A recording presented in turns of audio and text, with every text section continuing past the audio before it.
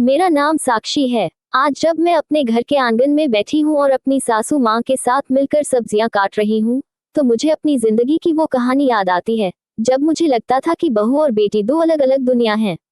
मेरी शादी एक ऐसे परिवार में हुई थी जहाँ पुरानी परंपराओं का बहुत महत्व था। मेरे मायके में जहाँ बेटियां हर बात में आजाद थी, वहीं ससुराल में बहू की एक अलग परिभाषा थी। मुझे सिखाया गया था कि बहू को हमेशा शांत रहना चाहिए, बड़ों का सम्मान करना चाहिए, जो कि अच्छी बात थी, और घर के हर काम में आगे रहना चाहिए। मेरी सास रमा देवी बहुत ही सीधी और धार्मिक महिला थी। वह अपने विचारों में थोड़ी पुरानी थी और मुझे लगता था कि वह मुझे कभी अपनी बेटी की तरह नहीं देख पाएंगी। शुरुआत में सब ठीक था, पर धीरे धीरे मुझे महसूस होने लगा कि मेरे लिए कोई भी फैसला लेने की आज़ादी नहीं थी। हर बात में मुझे अपनी सासू माँ की अनुमति लेनी पड़ती थी। मुझे लगता था कि मैं सिर्फ एक बहू हूँ जो घर चलाने के लिए लाई गई है, न कि एक बेटी जिसके अपने सपने और पहचान हो सकती है।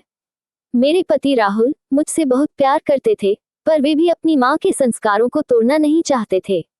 मुझे याद है, एक बार मैं अपनी एक सहेली की शादी में जाने के लिए बहुत उत्सुक थी। मैंने सासू माँ से पूछा, तो उन्होंने साफ मना कर दिया, बहू, इतनी दूर जाने की क्या जरूरत है, घर में बहुत काम है। मुझे बहुत बुरा लगा। मुझे लगा कि मैं एक पिंजरे में कैद हूँ। मैंने कई दिनों तक खाना नहीं खाया और अपने आप को कमरे में बंद कर लिया। मेरी सासू माँ ने जब मेरी यह हालत देखी, तो वह मेरे पास आई। उन्होंने मुझे देखा और कहा, बहू, क्या हुआ है तुम्हें? तुम इतनी दुखी क्यों हो? मैं रोने लगी और उनसे अपनी सारी भावनाएं बता दी। मैंने कहा, माँ जी, मैं यहाँ सिर्फ बहू बनकर नहीं रहना चाहती। मेरे भी अपने सपने हैं, मेरी भी अपनी पहचान है। मैं यहाँ कभी बेटी जैसी महसूस नहीं कर पाती। मेरी बातें सुनकर सासू माँ शांत हो गईं। उन्होंने मुझे कुछ नहीं कहा, बस उठकर चली गईं। मुझे लगा कि मैंने उन्हें नाराज कर दिया है।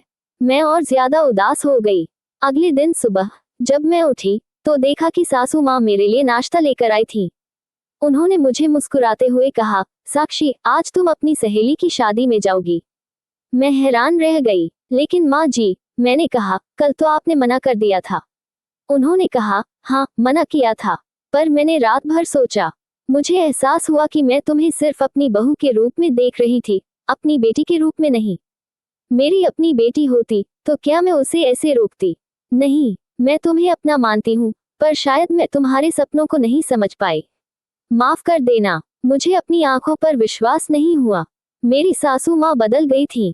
उन्होंने मुझे गले लगाया और उस पल मुझे एहसास हुआ कि मैं सिर्फ उनकी बहू नहीं, बल्कि उनकी बेटी भी हूँ। उन्होंने मुझे अपनी सहेली की शादी में जाने दिया और उसके बाद उन्होंने कभी भी मेरे सपनों या इच्छाओं को नहीं रोका। नैतिक सीख। ये कहानी हमें सिखाती है कि रिश्ते समय के साथ विकसित होते हैं। हमें पुरानी रूढ़ियों से हटकर एक दूसरे की पहचान और इच्छाओं का सम्मान करना सीखना चाहिए।